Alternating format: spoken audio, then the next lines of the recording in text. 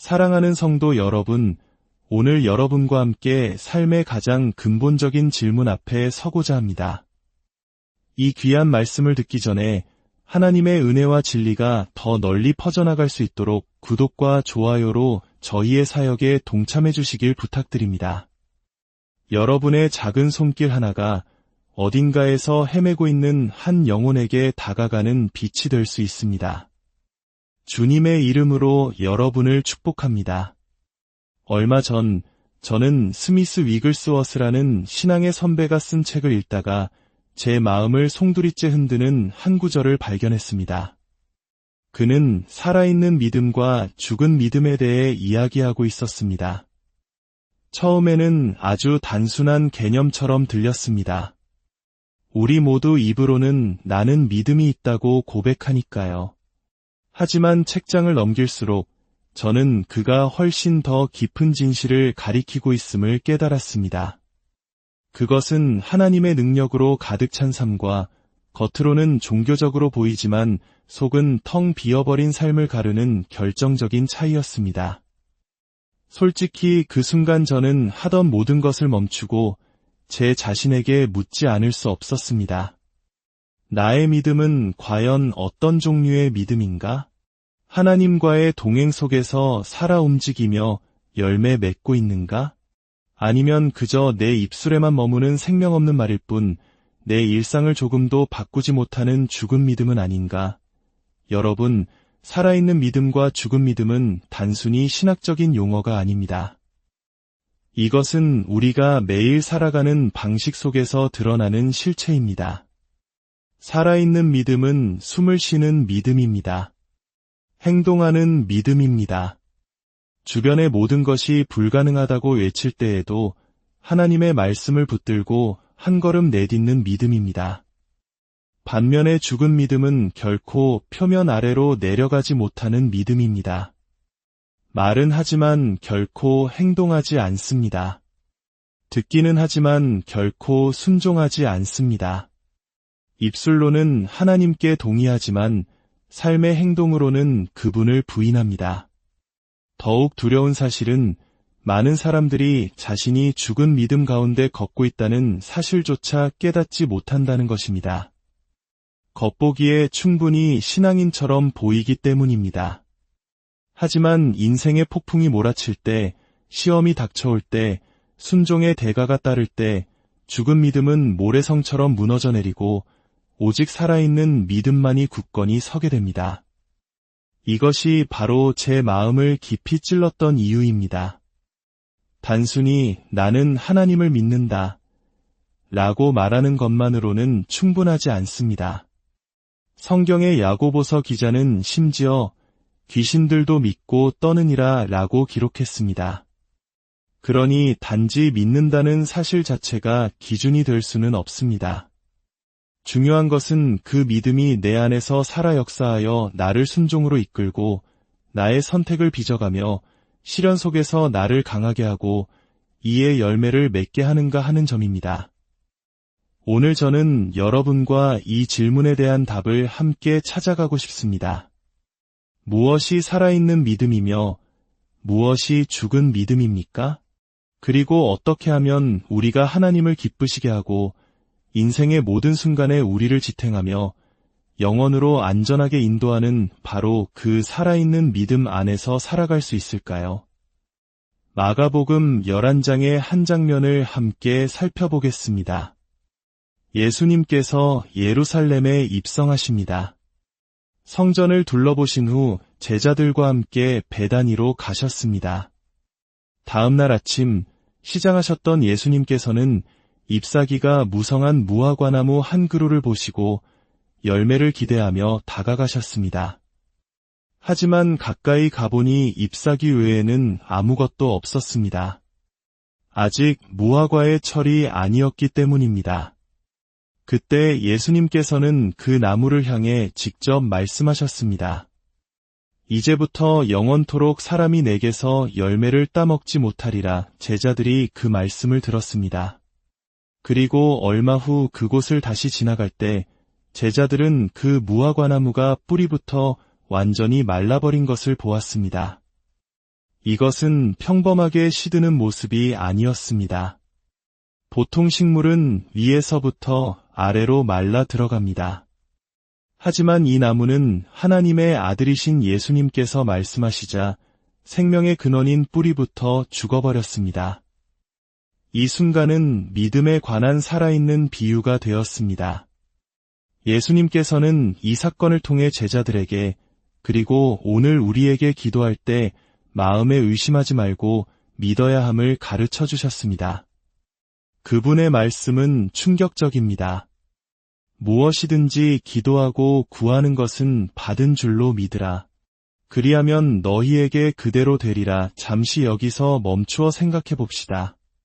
바로 이 지점에서 수많은 사람들이 넘어집니다. 예수님께서는 내가 그것을 가졌다고 느껴야 믿게 될 것이다. 라고 말씀하지 않으셨습니다. 그분은 먼저 믿으라. 그리하면 갖게 될 것이다. 라고 말씀하셨습니다.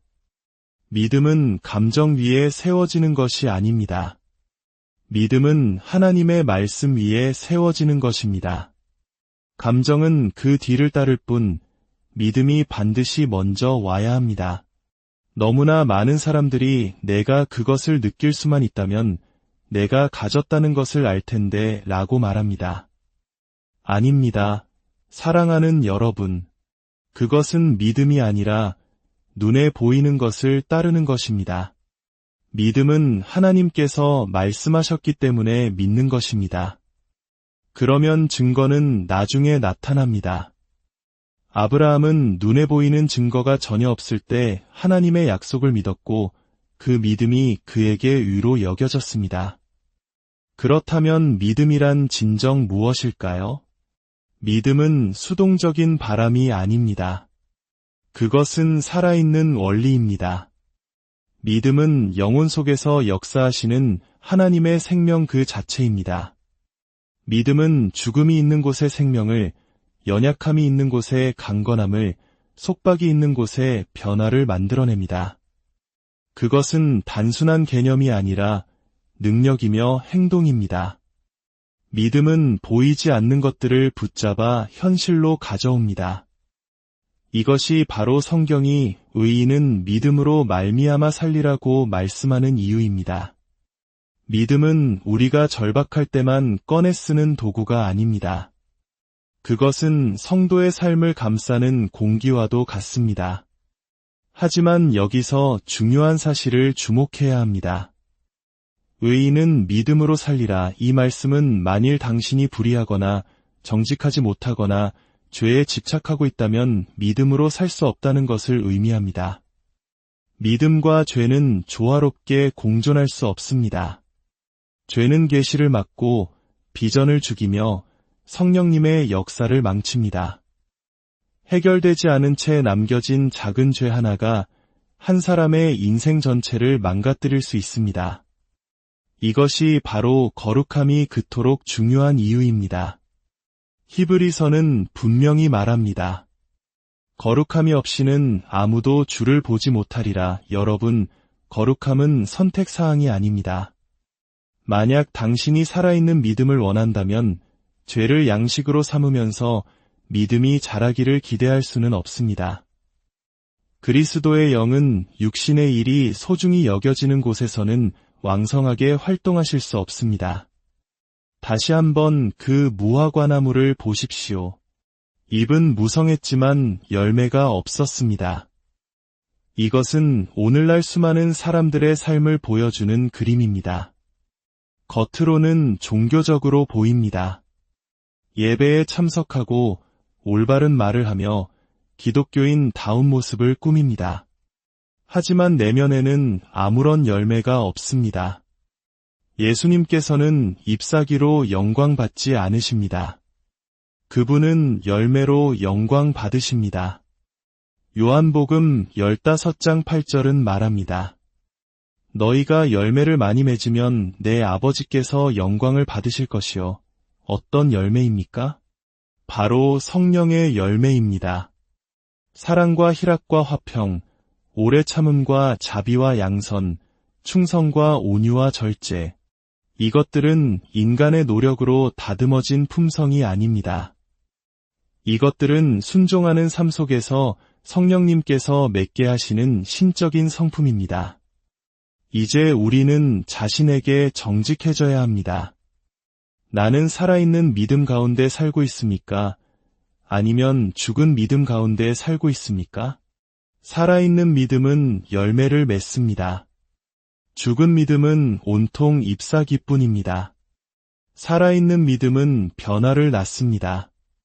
죽은 믿음은 공허한 말만 낳습니다. 살아있는 믿음은 갈등을 견뎌내고 산을 옮기며 하나님의 생명으로 빛납니다. 죽은 믿음은 주저하고 의심하고 두려워하며 불모의 상태로 남아 있습니다. 이 중 어떤 것이 당신의 모습입니까? 그러나 여기 좋은 소식이 있습니다.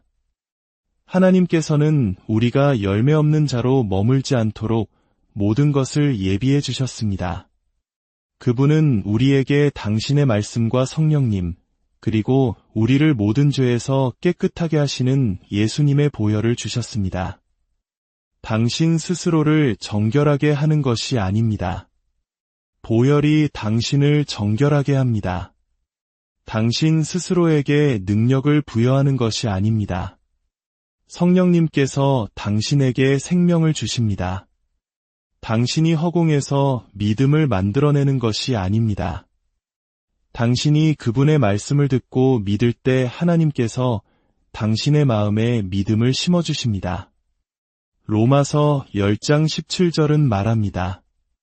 믿음은 들음에서 나며 들음은 그리스도의 말씀으로 말미암았느니라. 이는 당신이 겸손한 마음으로 성경을 펴고 그 말씀을 받아들일 때마다 믿음이 당신의 영혼에 심기고 있다는 뜻입니다. 그러므로 저는 여러분께 간곡히 권합니다. 하나님의 말씀을 양식으로 삼으십시오.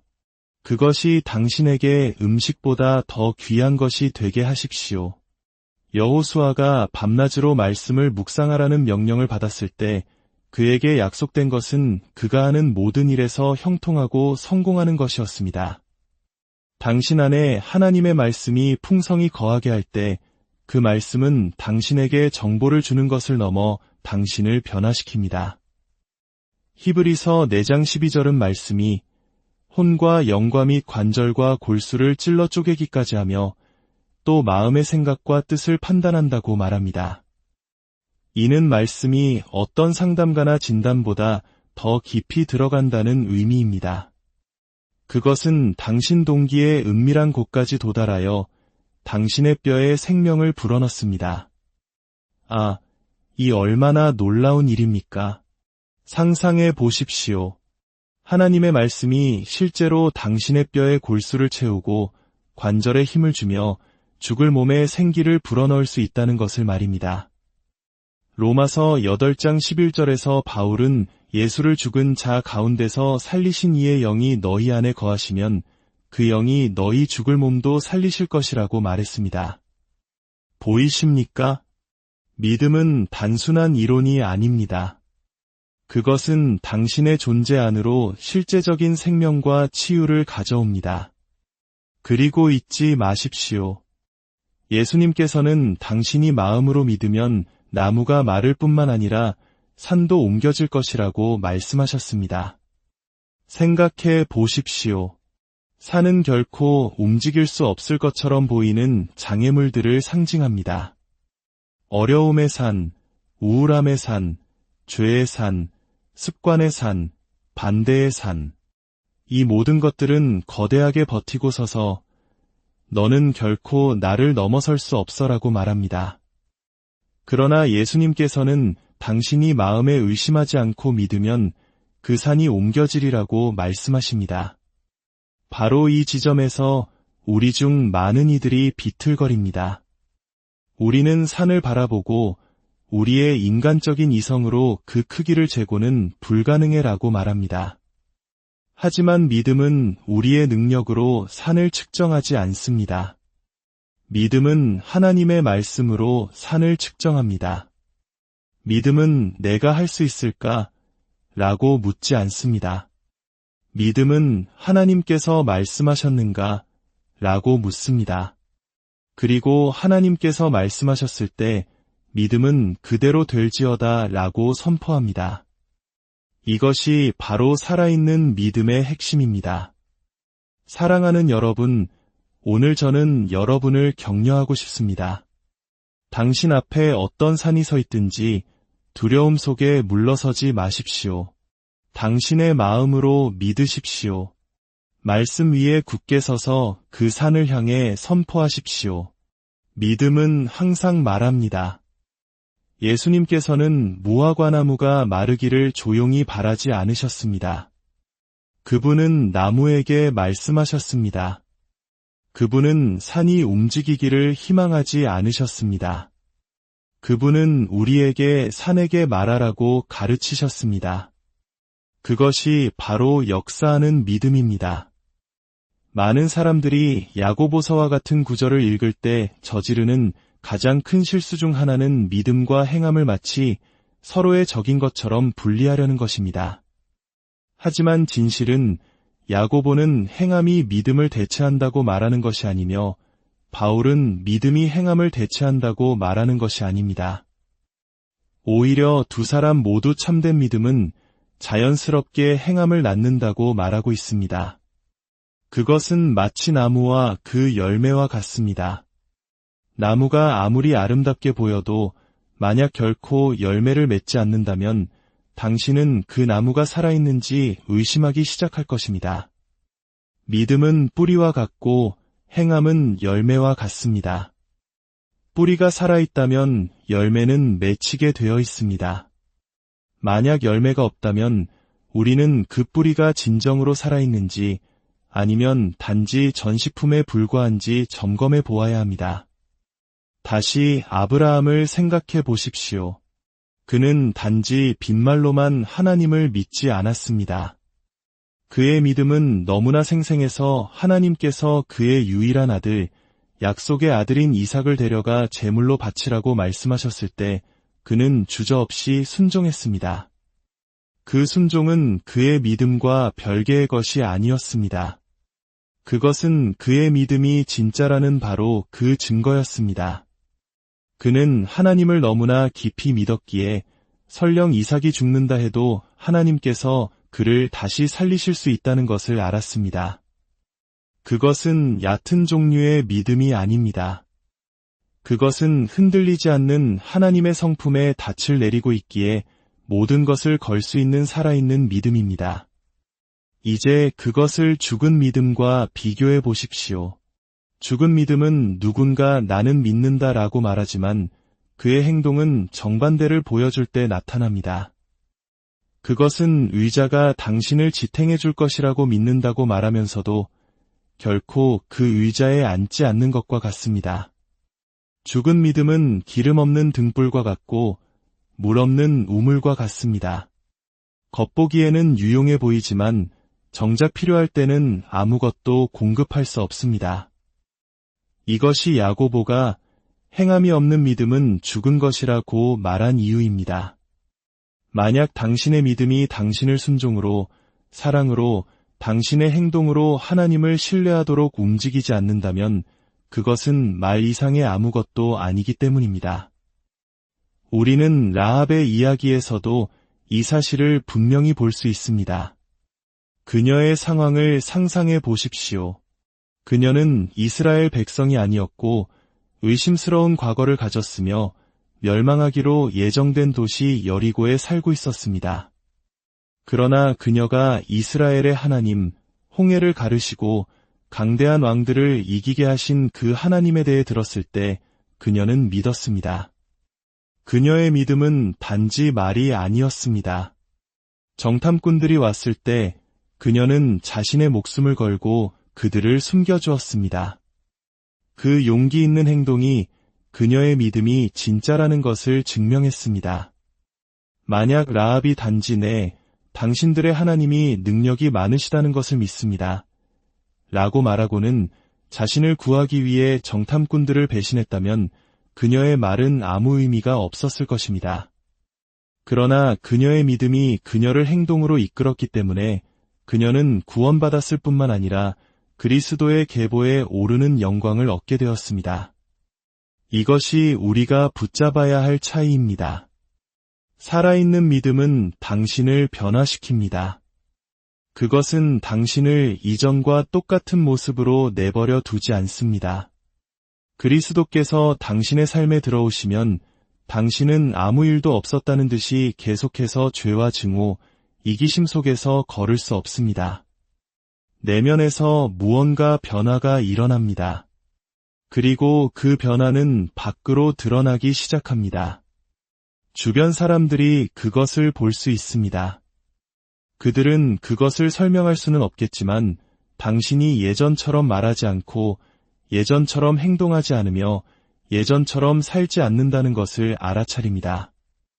이는 살아있는 믿음이 사랑과 순종, 거룩함 속에서 스스로를 드러내기 때문입니다. 반면에 죽은 믿음은 매주 교회에 가고 모든 찬송가를 알고 심지어 성경 구절을 인용하지만 그 삶이 말을 따라가지 못하는 사람과 같습니다. 그것은 마음에 굴복 없는 입술의 고백입니다. 그것은 예수님 시대의 바리새인들과 같습니다. 그들은 종교적인 말은 많았지만 그들의 마음은 하나님으로부터 멀리 있었습니다. 예수님께서는 그들이 회칠한 무덤 같다고 말씀하셨습니다. 겉은 아름답지만 속은 죽음으로 가득 차 있었습니다. 그것이 바로 죽은 믿음입니다. 사랑하는 여러분, 이 진리를 우리의 일상생활로 더 가까이 가져와 봅시다. 만약 당신이 하나님을 당신의 공급자로 믿는다고 말한다면 그것은 당신이 결핍에 반응하는 방식에서 나타나야 합니다. 끊임없이 불평하거나 다른 사람을 조종하는 대신 살아있는 믿음은 하나님께서 공급하실 것을 신뢰합니다. 만약 당신이 그리스도를 당신의 치료자로 믿는다고 말한다면 질병에 대한 당신의 반응은 절망과 낙심이 아니라 기도와 신뢰, 하나님의 능력에 대한 기대여야 합니다. 만약 당신이 그분을 주님으로 신뢰한다고 말한다면 당신의 선택, 당신의 관계, 당신의 사업 거래, 당신의 말, 당신의 우선순위는 그분이 진정으로 당신의 삶을 다스리신다는 것을 반영할 것입니다. 그것이 살아있는 믿음의 증거입니다. 살아있는 믿음은 살아계신 그리스도께 닻을 내리고 있기 때문에 결과를 가져옵니다. 죽은 믿음은 그분과 단절되어 있기 때문에 아무것도 생산하지 못합니다. 야고보는 우리에게 이론을 제시하는 것이 아닙니다. 그는 우리에게 거울을 보여주고 있습니다. 질문은 내가 믿음에 대해 아는가? 가 아니라 나의 믿음은 살아있는가, 죽어있는가? 입니다. 이 비달에서 우리의 마음을 진정으로 살피기 시작할 때 우리는 살아있는 믿음이 숨겨진 것이 아니라 보이는 것임을 알게 됩니다. 예수님께서는 그들의 열매로 그들을 알리라고 말씀하셨습니다. 누군가 나는 믿음이 있다고 말한다면 그 증거는 결국 그가 어떻게 사는지에서 나타날 것입니다. 그 열매는 항상 극적이지는 않을지라도 항상 실제적일 것입니다. 친절, 인내, 용서, 관대함, 겸손과 같은 작은 것들 속에서도 살아있는 믿음은 스스로를 드러낼 것입니다. 이스라엘의 광야 세대에서도 강력한 대조를 볼 수 있습니다.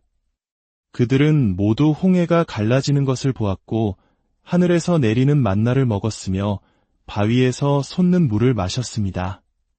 그러나 하나님께서 그들을 약속의 땅으로 들어가라고 부르셨을 때 대부분은 불신으로 마음을 완고하게 했습니다. 그들은 우리는 할 수 없다. 거인들이 너무 크다고 말했습니다. 그것은 죽은 믿음이었습니다. 하나님의 말씀을 듣고도 그에 따라 행동하기를 거부하는 믿음이었습니다. 하지만 갈렙과 여호수아는 살아있는 믿음을 가졌습니다. 그들은 똑같은 거인들을 보았지만 주께서 우리와 함께 하시니 우리는 능히 이길 수 있다고 선포했습니다. 그들의 믿음은 그들을 용기와 순종, 그리고 승리로 이끌었습니다. 온 민족이 같은 기회를 가졌지만 오직 살아있는 믿음을 가진 자들만이 유업에 들어갔습니다. 이것은 우리에게 중요한 교훈을 줍니다. 살아있는 믿음은 도전을 부정하지 않습니다. 그것은 하나님 안에서의 확신을 가지고 도전에 맞섭니다.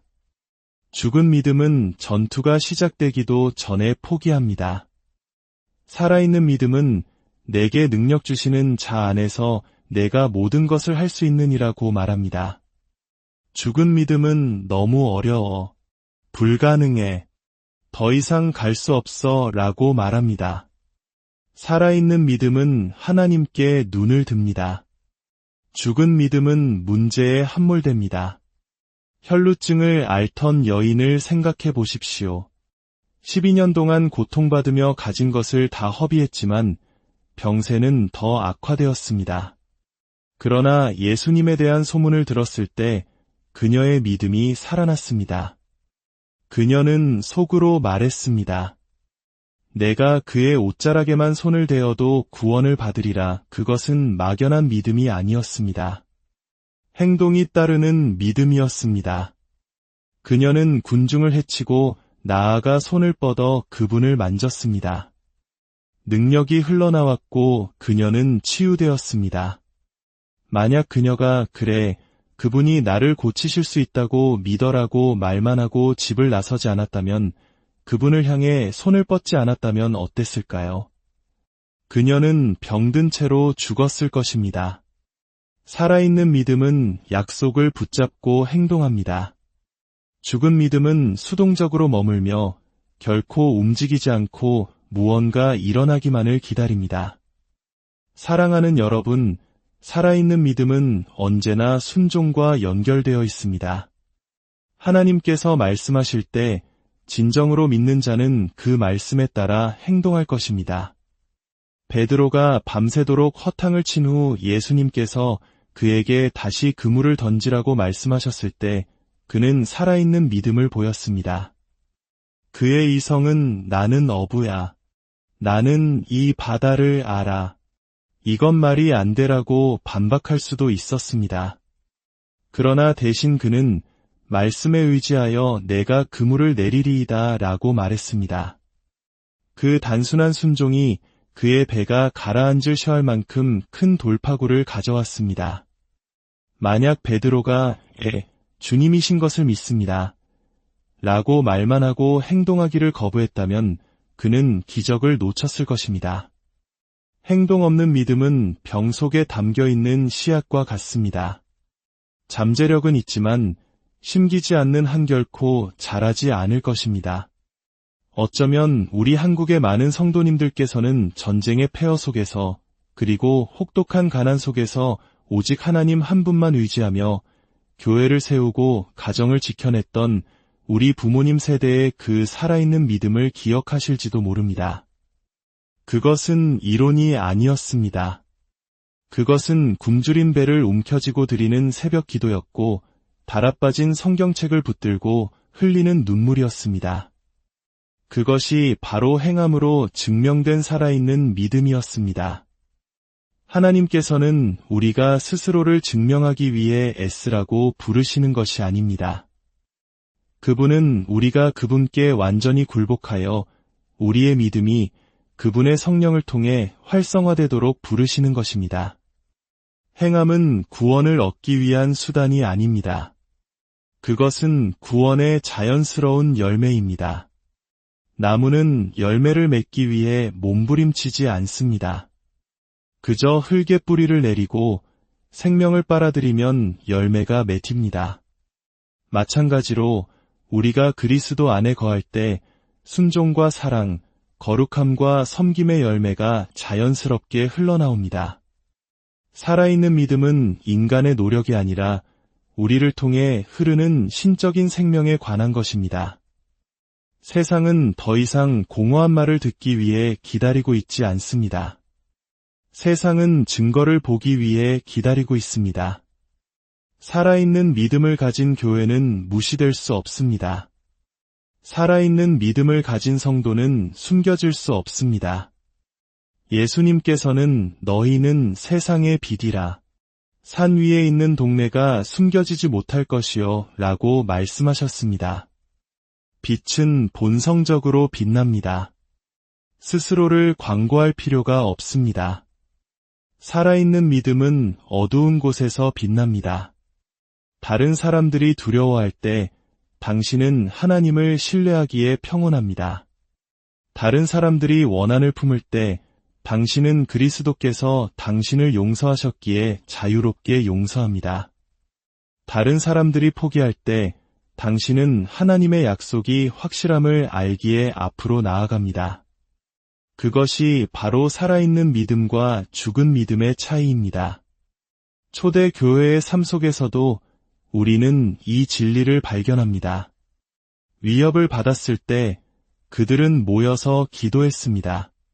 그들은 주여, 종들에게 담대함을 주사 주의 말씀을 전하게 하시고 손을 내밀어 병을 낫게 하옵소서 라고 살아있는 믿음으로 선포했습니다. 그들의 믿음은 너무나 생생해서 모인 곳이 진동했고 그들은 다시 성령으로 충만해졌습니다. 살아있는 믿음은 기도하고 하나님께서 응답하실 것을 기대합니다. 죽은 믿음은 기도하지만 결코 응답을 기대하지 않습니다. 사랑하는 여러분, 하나님께서는 그의 백성을 더 높은 곳으로 부르고 계십니다. 그분은 능력 없고 말뿐인 기독교에 기뻐하지 않으십니다. 그분은 입술로는 그를 고백하지만 삶으로는 그를 부인하는 것에 영광받지 않으십니다. 그분은 살아있는 믿음으로 불타오르는 백성을 보기 원하십니다. 우리가 살고 있는 이 시대는 그것을 요구합니다. 어둠이 짙어지고 시련이 많아지며 유혹이 도처에 있습니다. 오직 살아있는 믿음만이 이 시대에 굳건히 설 수 있습니다. 죽은 믿음은 무너질 것입니다. 살아있는 믿음은 이길 것입니다. 스스로를 속이지 마십시오. 한때 기도했거나 교회에 등록했다는 이유로 불신앙 가운데 살면서도 안전하다고 생각하지 마십시오. 살아있는 믿음은 오늘의 순종, 오늘의 굴복, 오늘의 신뢰입니다. 그것은 신선하고 현재적이며 살아있습니다. 어제의 믿음으로는 오늘을 살기에 충분하지 않습니다. 당신은 매일 믿음으로 걸어야 합니다. 이스라엘을 먹였던 만나는 매일 아침 거두어야 했습니다. 그와 같이 당신의 믿음도 과거의 기억으로 저장되는 것이 아니라 매일 살아있어야 합니다. 성령님께서는 지금 이 순간에도 마음을 살피고 계십니다. 그분은 묻고 계십니다. 너의 믿음은 살아있느냐? 그 믿음이 너를 용서하도록 움직이느냐? 너를 기도하도록 움직이느냐? 대가를 치르더라도 순종하게 하느냐? 모든 것이 불가능해 보일 때 신뢰하게 하느냐? 만약 그렇지 않다면 지금이 바로 죽은 믿음을 회개하고 성령님의 새롭게 하시는 충만함을 위해 부르짖을 때입니다. 살아있는 믿음은 하나님으로부터 오는 선물이며 당신이 그분께 굴복하기만 한다면 그분은 당신 안에서 그 믿음을 되살릴 준비가 되어 있습니다. 죽은 믿음에 만족하지 마십시오. 죽은 믿음은 구원하지 못할 것입니다. 치유하지 못할 것입니다. 시험의 시간에 서지 못할 것입니다. 폭풍이 몰아칠 때 당신을 공허하게 남겨둘 것입니다. 그러나 살아있는 믿음은 당신을 불과 홍수를 통과하게 할 것입니다. 그것은 감옥을 흔들고 하늘이 당신을 위해 움직이게 할 것입니다. 살아있는 믿음은 세상을 이기는 승리입니다. 저는 여러분께 간곡히 권합니다. 오늘 살아있는 믿음 안으로 일어나십시오. 공허한 말을 버리십시오. 변명을 버리십시오. 행동으로 하나님을 믿기로 선택하십시오. 당신의 삶이 예수님께서 살아계시고 그분의 말씀이 참되며 그분의 성령이 여전히 그를 신뢰하는 자들에게 능력을 주신다는 증거가 되게 하십시오. 이것은 선택된 소수만을 위한 것이 아닙니다. 그것은 모든 하나님의 자녀를 위한 것입니다. 사랑하는 여러분, 오늘 스스로를 점검해 보십시오. 당신의 믿음은 살아있습니까? 아니면 죽어 있습니까? 그 믿음이 성령께서 말씀하실 때 순종을 낳습니까? 모든 것이 절망적으로 보일 때 기도로 이끕니까? 상처받았을 때 용서하게 합니까? 부족할 때 나누게 합니까? 다른 모든 사람이 무릎 꿇을 때 굳건히 서게 합니까? 그것이 믿음의 척도입니다. 하나님께서는 죽은 자의 하나님이 아니요 산 자의 하나님이십니다. 그분은 생명 없는 종교에는 관심이 없으십니다. 그분은 믿음이 살아있고 활동적이며 활기차고 전염성 있는 남녀들에게 관심이 있으십니다. 어떻게 하면 우리가 이 살아있는 믿음으로 걸을 수 있을까요? 해답은 단순하지만 대가를 요구합니다. 우리는 그리스도께 완전히 굴복해야 합니다. 살아있는 믿음은 인간의 의지나 노력에서 오지 않습니다. 그것은 그분 안에 거함에서 옵니다. 하나님의 말씀을 더 많이 묵상하고 그분의 음성을 더 많이 들을수록 당신 안에서 믿음이 솟아날 것입니다. 하나님께서 말씀하실 때 당신은 움직입니다. 그분의 말씀이 명령할 때 당신은 순종합니다. 그것이 살아있는 믿음으로 가는 길입니다. 지혜로운 자는 그의 집을 반석 위에 지었습니다. 비가 내리고 홍수가 나고 바람이 불어 그 집에 부딪혔지만 반석 위에 세워졌기 때문에 굳건히 섰습니다. 그 반석은 무엇입니까? 하나님의 말씀을 듣고 행하는 것, 단지 듣는 것이 아니라 행하는 것, 그것이 살아있는 믿음입니다. 어리석은 자도 들었지만 그는 행동하지 않았습니다. 그의 집은 무너졌고 그 무너짐이 심했습니다. 그것이 죽은 믿음입니다. 그러니 사랑하는 여러분, 죽은 믿음에 안주하지 마십시오. 행함 없는 말, 순종 없는 지식, 신뢰 없는 믿음에 만족하지 마십시오. 오늘 살아있는 믿음 안으로 일어나십시오. 그리스도께 새롭게 굴복하십시오. 그분께 당신의 마음에 성령의 숨결을 불어넣어 주시기를, 불신앙을 태워주시기를, 당신의 안에서 그분의 말씀에 불을 붙여 당신을 행동으로 이끌어 주시기를 간구하십시오. 이 진리를 혼자만 간직하지 마십시오. 당신 주변에는 생명 없는 종교에 묶여 말에는 만족하지만 생명이 없는 많은 사람들이 있습니다. 그들을 깨우는 목소리가 되십시오. 그들에게 살아있는 믿음의 능력을 전하십시오. 당신의 본보기로 순종과 신뢰 속에서 하나님과 동행하는 것이 무엇을 의미하는지 보여주십시오. 당신의 삶이 살아있는 간증, 살아있는 설교, 다른 사람들을 불태우는 불꽃이 되게 하십시오. 사랑하는 성도 여러분, 우리가 함께 이 살아있는 믿음 안으로 일어납시다. 보이는 것으로 걷지 않고 믿음으로 걸읍시다. 믿음으로 인내하고 믿음으로 승리하며 믿음으로 완주합시다. 그리하여 마침내 우리가 주님 앞에 서는 그날 그분께서 우리를 보시고 말씀하시기를 바랍니다. 잘하였도다. 착하고 충성된 종아, 죽은 종이 아니라 믿음 없는 종이 아니라 신실한 믿음으로 가득 찬 살아있는 믿음의 종아. 이것이 여러분을 위한 저의 기도이며 우리 각자를 향한 하나님의 소망입니다. 오늘 당신은 살아있는 믿음을 선택하시겠습니까? 죽은 믿음을 내려놓으시겠습니까? 그분을 온전히 신뢰하시겠습니까? 당신의 대답이 예라면 일어나 믿고 순종하십시오. 의인은 죽은 믿음이 아니라 살아있고 활동적이며 하나님을 기쁘시게 하는 믿음으로 살 것이기 때문입니다. 오늘 당신의 믿음이 얕았음을 깨달았다면 하나님은 당신을 정죄하시는 것이 아니라 초대하고 계십니다. 지금 바로 그분께 당신의 믿음을 흔들어 깨워주시기를, 성령의 숨결을 불어넣어 다시 살려주시기를 간구할 수 있습니다. 당신의 삶이 다른 사람들이 볼 수 있는 간증이 될 것입니다.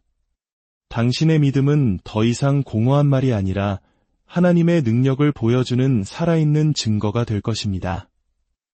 주님의 이름으로 여러분의 삶에 살아있는 믿음의 불